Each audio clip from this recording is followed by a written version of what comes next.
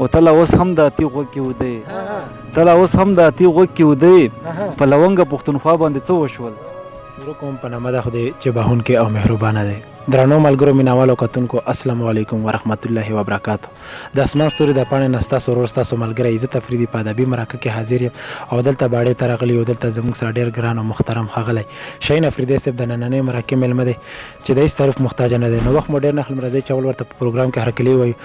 شهین افریدي صاحب په پروګرام کې درته هرکلی او ستړي مه شي وایه. زه ته هم هرکلی او ستړي مه شي، ډېره مهرباني. ډېره مننه مینوالو کتونکو. د شهین افریدي صاحب نه به کلامونه هم واورو، څه تپوسونه به ترې هم کوو. نو د ټولو نه لومبې خو زموږ د پاڼې د مینوالو سره خپل ځان معرفي کړه. زما خپل نوم عثمان غني دی، ادبي نوم مې شاهین دی، مقام افریدی یم، بیا په افریدو کې د شیدوبر قبیلې سره تعلق ساتم او دلته په باړه کې پاتې کېږم. ډېره مننه. زه خو یم چې په شروع کې موږ مینوالو سره څه شریک کړه. شعرونه دي چې ته چې وایې چې ما ته زړه څنګه جوړېږي، ته چې وایې چې ما ته زړه څنګه جوړېږي، دې خبرې ته د خوله څنګه جوړېږي. مننه. ته چې وایې چې ما ته زړه څنګه جوړېږي، دې خبرې ته د خوله څنګه جوړېږي. که د وخت زورور هر څو زورور شي، که د وخت زورور هر څو زورور شي، ورته ګوره لار په غره څنګه جوړېږي. مننه مننه. خدایه دومره غونده سیز او دومره ډېر څه، خدایه دومره غونده سیز او دومره ډېر څه، زه حیران یم چې مازغه څنګه جوړېږي. خدایه دومره غونده سیز او دومره ډېر څه، زه حیران یم چې مازغه څنګه جوړېږي. مننه په دومره ښکلي شعرونو. شهین صاحب په خپل ادبي سفر باندې رڼا واچوه، یعنې استاد یې څوک ته شاعري دی کوم وخت نه شروع کړې او کتاب باره کې د څه خیال دی؟ یاره د شاعري د شروعات په حوالې سره به دا خبره وکړم چې سن خو راته یاد نه دی، خو البته دومره راته یاد دی چې ما 5م کلاس کې هم چې ما یو غزل نیم لیکلی و، نو سټارټ مې د 5م کلاس نه اخیستی او پاتې شوه د ادبي استاد خبره. نو زما داسې مستقل ادبي استاد نه دی پاتې شوی. به هر حال زده کړې مې د عباسین یوسفزي صاحب نه، د جنون شینواري نه او د مبین حساس صاحب نه کړي. او د کتاب په حوالې سره به دا ویم چې څه وخت خو کتاب لا اراده نشته، بیا به انشاءالله وخت سره فیصله کوو. ډېره مننه. یار نو داسې ادبي هلې ځلې د څنګه دي کوم ادبي غونډو سره تعلق ساتي؟ ما خو په ابتدا کې په شروعات کې د پوهنتون ادبي ستوري پېښور پوهنتون سره ډېر تعلق او ډېر پکې پاتې شوی یم. بیا هغې نه پس حمزه ادبي لښکرو د باړې په سیمه باندې چې هغې سره زه ډېر نږدې پاتې کېږم، هغې کې کوشش کوم چې پکې شریک شم په هره غونډه کې. د دې نه علاوه زمونږ یو خپله غونډه ده چې زه دا وخت صدر هم یم خیبر ادبي مشالونه، نو هغه هم خپله چلوو، هغې کې هم ګډون کوو. ډېره مننه. د پښتو خو ډېر صنفونه دي، تو په کوم صنف کې کور کړی دی او تر دې دمه دې څومره کور کړی دی؟ ما په نظم کې کار کړی دی او بیا خاص کر په نظم کې په غزل کې مې کار کړی دی. همدغه شانتې مواره نظم مې لیکلی دی، پابند نظم مې لیکلی دی او نور کار چې دی نو غزل په صنف کې مې ډېر کار کړی دی. ډېره مننه شهین صاحب. زموږ د پاڼې د مینوالو لپاره که یو بل کلام شریک کړو نو ډېره ښه به وي. کلم مطلب څه داسې دو چې ما او تا ته به ګمان سبب جوړېږي، ما او تا ته به ګمان سبب جوړېږي او ښکلیا دا به د خفګان سبب جوړېږي. او ودانۍ له څومره ګران سبب جوړېږي، ودانۍ له څومره ګران سبب جوړېږي، خو وراني له ډېر اسان سبب جوړېږي. مننه مننه مننه چې ودانۍ له څومره ګران سبب جوړېږي، خو وراني له ډېر اسان سبب جوړېږي.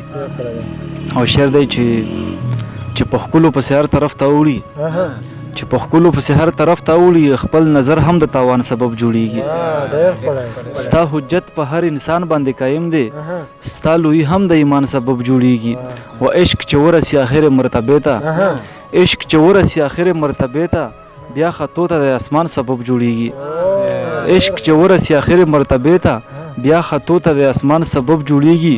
او دا ګودر د خدای ودان لري شاهینه، دا ګودر د خدای ودان لري شاهینه، چې دیدن ته جانان سبب جوړېږي. ډېره مننه ډېره مننه. ډېره مننه. ډېره لا ډېر خوندور کلام مینوالو کتونکو تاسو به ترې خوند اخیستی. شهین صاحب دنیوي زده کړه څومره ده؟ دنیوي زده کړو په حواله سره به صرف دا ویم چې زه هزار وخت د ګورنمنټ حیات آباد ډیګري کالج نه بیس کوم. ډېره مننه. د وخت څنګه تېرېږي او څنګه دې تېر کړو؟ الحمدلله وخت هم اوسه پرې ډېر ښه تېر کړو. دعا کوو چې دا نه پس هم وخت ښه تېر شي او مطمئن یم بالکل ډېر ښکلی وخت دی.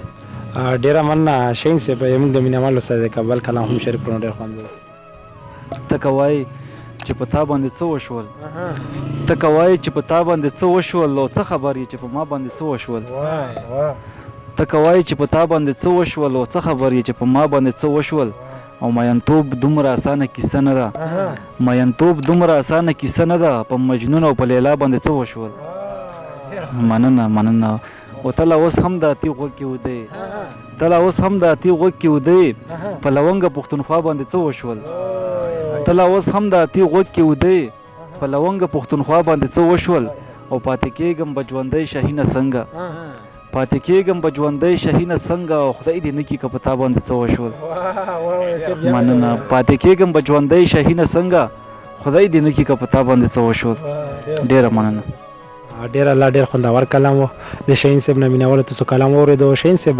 د خیبر د شاعرانو په اړه څه خیال دی نو د خیبر د شاعرانو په حوالې سره به زه دا ویم چې په خیبر کې شته ډېر تکړه ډېر ناموړي شاعران اوس هم شته دی په خیبر په سیمه باندې لکه په هغوی کې سهار نسیم صاحب شو حاضر صاحب شو خیالمند صاحب شو حساس صاحب شو همدغه شانتې ریاض صاحب شو همدغه شانتې مونه به څه نومې ویرې هم شي خو ډېر تکړه شاعران شته په خیبر کې اوس هم او ډېر مطلب ډېر کور یې کړی دی خو کر په غزل باندې غزل تکړه شاعران اوس هم په خیبر کې شته ډېره مننه ته یې خوښ شاعر کوم یو شاعر دی نو زه خو اکثر دا خبره کوم چې داسې هغه زه نه وینم چې ویم چې دا شاعر د مو خوښ شاعر دی البته دومره به ویم چې مو شاعر نه خوښېږي بلکې مو کلام خوښېږي غزل مې خوښېږي زه چې ښه کلام ښه غزل وروم چې هغه د هر چم وي نو هغه بس د مو خوښېږي او په یو کلام د چا نه متاثره کېږم هم نه چې زه یو کلام د چا وروم په هغه باندې چا نه متاثره شم دا کورم په مو کې نشته بالکل بس چې ښه کلام وي که هغه مشر شاعر وي که هغه جونیر وي سینیر وي هر څنګه وي خو چې کلام یې ښه وي بس مو کلام خوښېږي مو د شاعر سره یا د چا عزت سره څه کور نه وي بس هغه د کلام سره مو کور ډېره مننه مینه واله کتونکو تاسو شاهین صاحب خبرې واورېدې ذهني تیار و هم نه خو بس مونږ بیا ما هغه کړو مو چې موږ سره مرکه وکړه نو ډېره مننه کوو د شاهین صاحب د مینه والې لپاره یو کلام شریک کړه داسې دی چې پکې بیخي لوړې جوړې نشته پکې بیخي لوړې جوړې نشته او د یار په حسن کې خبرې نشته پکې مننه پکې بیخي لوړې جوړې نشته او د یار په حسن کې خبرې نشته او زړه خو مې غواړي چې در پر وخمه زړه خو مې غواړي چې در پر وخمه خو افسوس دا چې مې وزرې نشته مننه زړه خو مې غواړي چې در پر وخمه خو افسوس دا چې مې وزرې نشته او ته چې په هر قیمت ګورګورې غواړې ته چې په هر قیمت ګورګورې غواړې زمونږ په غره کې خو ګورګورې نشته ته چې په هر قیمت ګورګورې غواړې زمونږ په غره کې خو ګورګورې نشته او نور په تشبیه کې هېڅ تضاد نه لري بخښنه غواړم نور په تشبیه کې هېڅ تضاد نه لري رقیب هسې د اخکرې نشته نور په تشبیه کې هېڅ تضاد نه لري رقیب هسې د اخکرې نشته او شاهینه دا پکې لا بله واوره شاهینه دا پکې لا بله واوره چې په خیبر کې ملغلرې نشته شاهینه دا پکې لا بله واوره چې په خیبر کې ملغلرې نشته ډېره مننه ډېر شاهین صاحب چې کوم کلام هم وویلو نو د یو د بل نه بهتر کلامونه دي نو هر یو کلام یا انتخاب کلام شاهین صاحب مینه والو په اخر کې څه پیغام شریک خوشحال خان خټک په دوه شعرونو کې به زه خپل پیغام شریک کړم چې ښه سړی چا په بدو نظر نه کا ښه سړی چا په بدو نظر نه کا که څوک بد ورسره کاندي دوی به ښه کا او په بارداره ونه تل ورېږي کاڼي ورته ګوره چې بارداره ونه څه کا ډېره مننه ډېره مننه په دومره ښکلي پیغام هم دی ته په آخر کې بیا هم ډېره مننه کوو چې موږ له قیمتي وخت وکړو مینه والو کتونکو تاسو هم ډېره مننه کوو چې تادی دمه زموږ سره و زموږ هڅه زموږ کوشش دی چې تاسو له شاعرانو ملګري په شیشه باندې وړاندې کړو ملګرو خپله مرکه راغونډوم یې موږ سره کیمرامین رفت خپل کوربه عزت افریدي ته ورکړي اجازت د الله په امان